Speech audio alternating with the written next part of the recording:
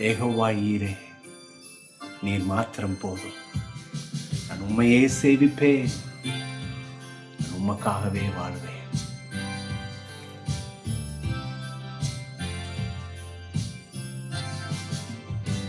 யெகோவா ஈரே, தந்தையாம் தெய்வம், நீ மாத்திரம் போதும் எனக்கு.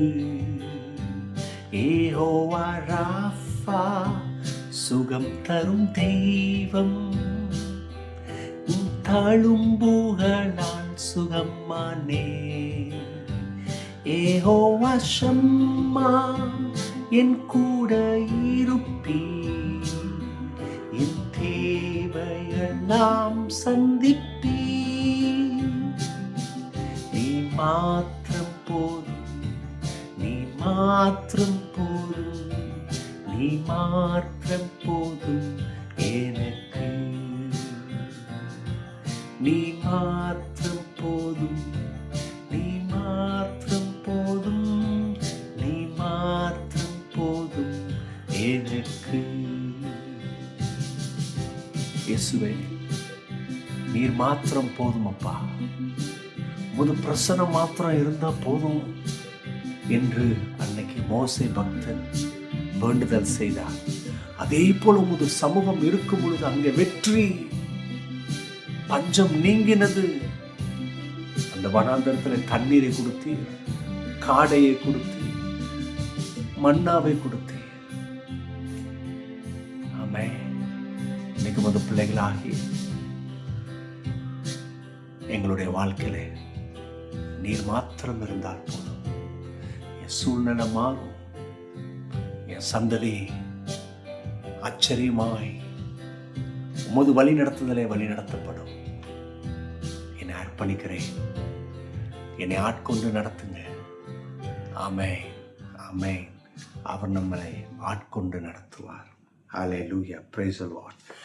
தேவஜனமே, 1 பேதுரு 5:7 இப்படியாக வருகிறது. அவர் உங்களை விசாரிக்கிறபடினாலே. ஆமென். நல்லா கவனிங்க, அவர் நம்மளை விசாரிக்கிறாராம். நம்ம நினச்சிட்றோம், ஒரு ஆபத்து, ஒரு தீமை சூழ்ந்திருக்கும் போது என்னை கர்த்தர் மறந்துட்டாரு, எங்கே இருக்கிறாருன்னு தெரியலையே, இதிலிருந்து நான் தப்பிக்கணும்னா எனக்கு ஒரு சிறகுகள் இருந்தால் போதும், நான் பறந்து போயிடுவேன்.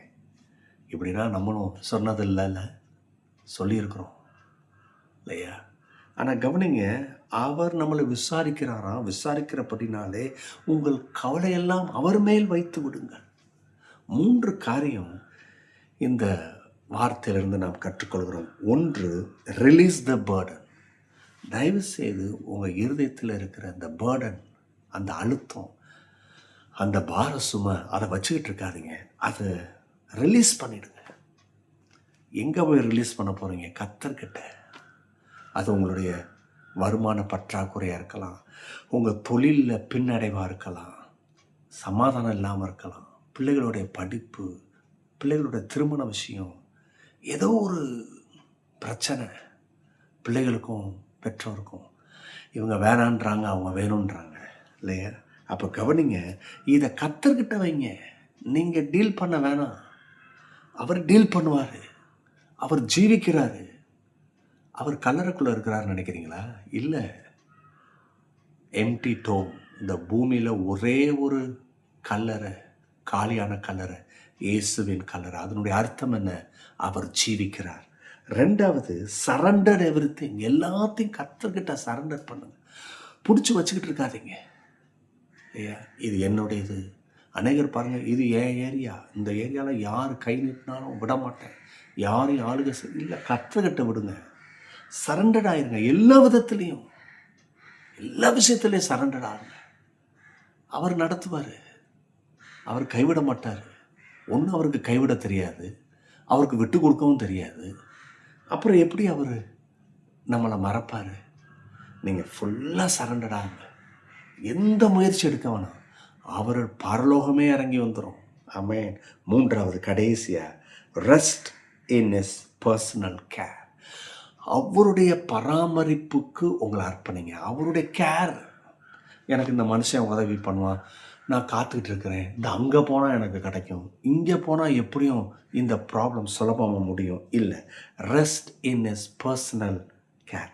அவருடைய அந்த கேர்க்குள்ளாக, அவர் எடுக்கிற அந்த தீர்மானத்துக்குள்ள, அவர் எடுக்கிற அந்த ஆளுகைக்குள்ள, அவருடைய ஐடியா, அவருடைய திட்டம், அந்த பர்சனல் கேர்க்குள்ளே நான் போகணும். அதில் நான் ரெஸ்ட் ஆகணும். அங்கே தான் வெற்றியே இருக்குது. நீங்கள் தயவுசெய்து செகண்ட் ஒப்பீனியன், தேர்ட் ஒப்பீனியன் அதெல்லாம் எடுத்துருங்க.